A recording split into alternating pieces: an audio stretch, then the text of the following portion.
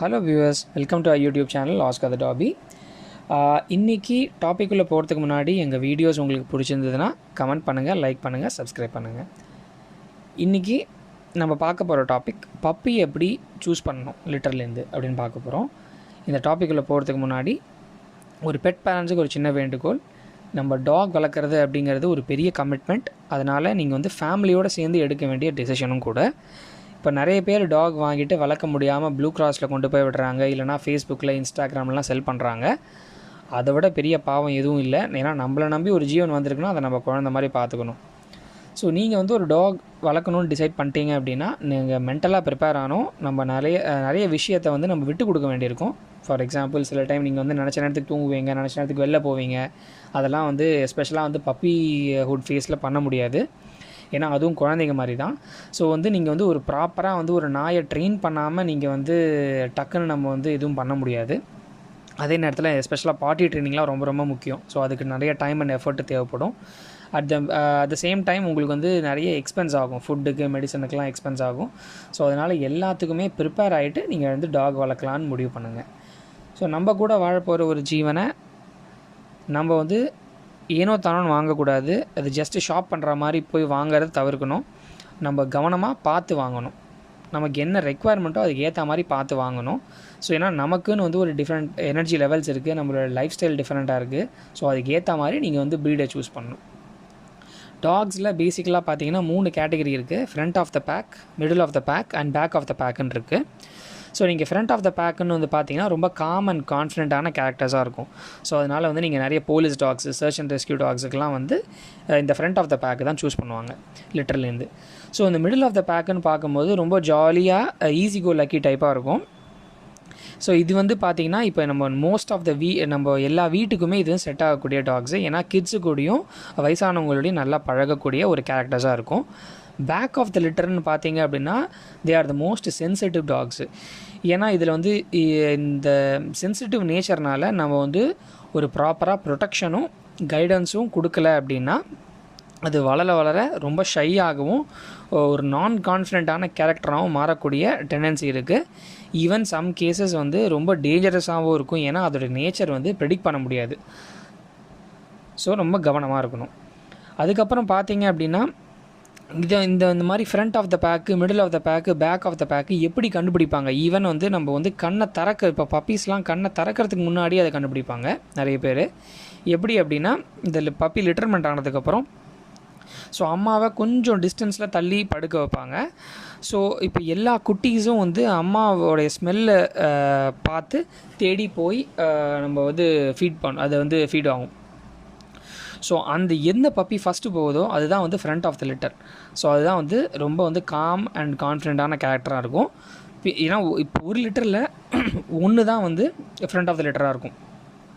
So மற்றதெல்லாம் வந்து பார்த்திங்கன்னா மிடில் அண்ட் பேக்கு தான் இருக்கும். ஸோ இப்போ நம்ம லைஃப் ஸ்டைலுக்கு தகுந்த மாதிரி டிஃப்ரெண்ட் எனர்ஜி லெவல் பப்பீஸ் இருக்குது.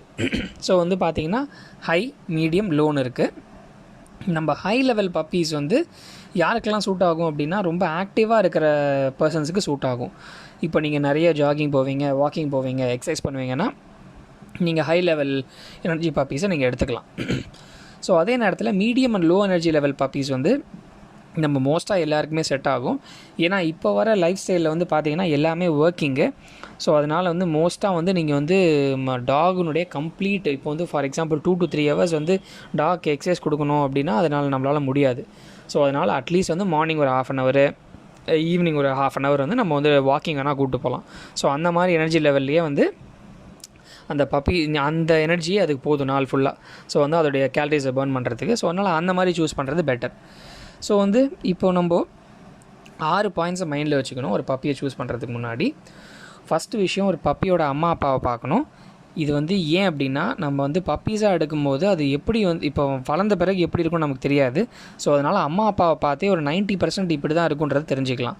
இப்போ ஏதாவது டிசீஸஸோ ஸ்கின் இன்ஃபெக்ஷன்ஸோ இருந்தால் அப்பா அம்மாவுக்கு தட் இஸ் ஆட்டோமேட்டிக்காக நீங்கள் பார்த்தோன்னே தெரிஞ்சிடும். ஸோ நெக்ஸ்ட் ஸ்டெப் வந்து டாலரன்ஸு. இப்போ நீங்கள் வந்து பப்பியை வந்து ஸ்லைட்டாக வந்து ரோல் பண்ணி, இது வந்து ஒரு சின்ன டெஸ்ட்டு, பப்பியை ஸ்லைட்டாக ரோல் பண்ணி நம்ம கழுத்தையும் செஸ்ட்டையும் வந்து லைட்டாக வந்து சின்ன ப்ரெஷர் கொடுத்து நீங்கள் பிடிச்சிட்டிங்கன்னா அது கொஞ்சம் ஸ்ட்ரகிள் பண்ணும் இனிஷியலாக. ஸோ அந்த ஸ்ட்ரகிள் பண்ணும்போது ஆட்டோமேட்டிக்காக வந்து அது ரிலாக்ஸ் ஆகிடும், கொஞ்சம் நேரத்தில் ரிலாக்ஸ் ஆகிடும். அந்த மாதிரி பப்பீஸோ இல்லைனா நீங்கள் வந்து ஆட்டோமேட்டிக்காக நீங்கள் ரோல் பண்ண உடனே சில டைம் ரிலாக்ஸ் ஆகிடும் சில பப்பீஸு. அந்த மாதிரி பப்பீஸை நீங்கள் சூஸ் பண்ணுறது பெட்டர். நீங்கள் எப்போ ரோல் பண்ணி நீங்கள் அந்த ப்ரெஷர் கொடுத்து அது வந்து உங்களை வந்து தொடவே விடலையோ, ஐ மீன் உங்களை வந்து பிடிக்கவே விடலையோ, அந்த பப்பீஸை நீங்கள் சூஸ் பண்ணாதீங்க. ஏன்னா அது ஓவர் டாமினன்ட் பப்பீஸாக இருக்கும். ஸோ அதனால் ட்ரெயின் பண்ணுறதும் கொஞ்சம் கஷ்டமாகும் பின்னாடி. ஸோ நெக்ஸ்ட்டு வந்து பார்த்தீங்கன்னா ட்ரெயினபிலிட்டி பாயிண்ட் ஆஃப் வியூ. இந்த ட்ரெயினபிலிட்டி பாயிண்ட் ஆஃப் வியூவில் வந்து பார்த்தீங்கன்னா நீங்கள் வந்து ஒரு கார்னரில் இல்லைங்க, இந்த பப்பீஸ் வந்து நீங்கள் அப்சர்வ் பண்ணுங்கள். கூப்பிட்ட உடனே எந்த பப்பீஸ் உங்கள் நியர்பையாக வருதோ அந்த பப்பீஸ் வந்து ஆட்டோமேட்டிக்காக உங்களுடைய கமாண்டுக்கு ரெஸ்பாண்ட் பண்ணுதுன்னு அர்த்தம். ஸோ அதை நீங்கள் ட்ரெயின் பண்ணுறது ஈஸி. இப்போ சில டைம் வந்து நீங்கள் போய் கூப்பிட்டு அது வரல அப்படின்னா சில டைம் வந்து ஹியரிங் டிஃபிஷியன்சி கூட இருக்கலாம், இல்லைனா வந்து விஷன் இம்பேர்மெண்ட் கூட இருக்கலாம். அதை ஈஸியாக நீங்கள் கண்டுபிடிக்கலாம் இந்த டைமில். ஸோ நெக்ஸ்ட்டு வந்து அது கிட் ஃப்ரெண்ட்லியாக இல்லையான்றதை பார்க்கணும். அது எப்படி பப்பியில் பார்க்க முடியும் அப்படின்னு சொன்னோன்னா, நீங்கள் பப்பியை வந்து கையில் எடுத்துக்கோங்க, கையில் தூக்கி வச்சுக்கோங்க. எல்லா பார்ட்டையும் ஜென்டிலாக பிஞ்ச் பண்ணுங்கள், ரொம்ப அழுத்தி பிஞ்ச் பண்ணக்கூடாது. ஜென்டிலாக பிஞ்ச் பண்ணுங்கள். அது வந்து காமாக ரிலாக்ஸ்டாக இருக்கான்னு பாருங்கள். அப்படி காமாக ரிலாக்ஸ்டாக இருந்தது அப்படின்னா அது வந்து சின்ன பெயினுக்கு இன்னும் கொஞ்சம் டாலரன்ஸ் ஜாஸ்தியாக இருக்குது அப்படிங்கிறத எடுத்துக்கிட்டு நம்ம அந்த பப்பியை சூஸ் பண்ணலாம். இப்போ சப்போஸ் நான் தெரியாமல் வந்து அந்த லைட்டாக அமுக்கும் போதே அது வந்து ஓவராக ரியாக்ட் பண்ணிச்சு, நம்மளை வந்து கடிக்கிற மாதிரி வந்துச்சு அப்படின்னா அந்த பப்பியை வந்து நம்ம சூஸ் பண்ண வேண்டாம். ஏன்னா அது வந்து அதோடைய நேச்சர் வந்து நமக்கு தெரியும் ரொம்ப கொஞ்சம் சென்சிட்டிவாக இருக்குதுன்னு. ஸோ ஏன்னா வந்து பசங்கள்லாம் பக்கத்தில் வந்து போய் விளையாடுறாங்க, எதையா போய் தொட்டுட்டாங்கன்னா டக்குன்னு கடிச்சு வச்சிரும். ஸோ அதை நம்ம அவாய்ட் பண்ணுறது நல்லது. ஸோ இப்போ நீங்கள் வந்து பார்த்தீங்கன்னா நாய்ஸ் சென்சிட்டிவிட்டி டெஸ்ட்டுன்னு சொல்லுவாங்க. இந்த நாய்ஸ் சென்சிட்டிவிட்டி டெஸ்ட்டில் என்ன பண்ணுவாங்க அப்படின்னா, கொஞ்சம் நல்லா சவுண்டு வர ஆப்ஜெக்டை தூக்கி போடுவாங்க ஒரு இடத்துலேருந்து. ஃபஸ்ட்டு வந்து எல்லா பப்பீஸும் பயப்படும், ஏன்னா அந்த ரொம்ப பெரிய சவுண்டாக வந்து அந்த பப்பீஸை பயமுடுத்தும். ஸோ அதனால் வந்து இப்போ நிறைய பப்பீஸ் கொஞ்சம் ஹெசிடெண்ட்டாக இருக்கும் அங்கே போகிறதுக்கு. கொஞ்சம் நேரத்துக்கு பிறகு அந்த இடத்துக்கு போய் அது இன்வெஸ்டிகேட் பண்ணும். ஓகே ஃபைன், இது வந்து ஒன்றும் பிரச்சனை இல்லை, ஒரு சின்ன டாய் தான் தூக்கி போட்டிருக்காங்க அப்படின்னு அதுக்கு தெரியும். சில பப்பீஸ் பார்த்தீங்கன்னா சத்தம் வந்துச்சு அதனால் வந்து அது பயந்து பின்னாடியே இருக்கும். அந்த பப்பீஸை நீங்கள் சூஸ் பண்ணாதீங்க. எந்த பப்பீஸ் ரொம்ப க்யூரியஸாக இருக்கோ, அந்த ஆப்ஜெக்டை நோக்கி போகுதோ அந்த பப்பீஸை நீங்கள் ஷார்ட் லிஸ்ட் பண்ணுறது பெட்டர். ஸோ ஃபைனலான விஷயம் என்ன அப்படின்னா, மற்ற பப்பீஸோட எப்படி விளையாடுதுன்னு பாருங்கள்.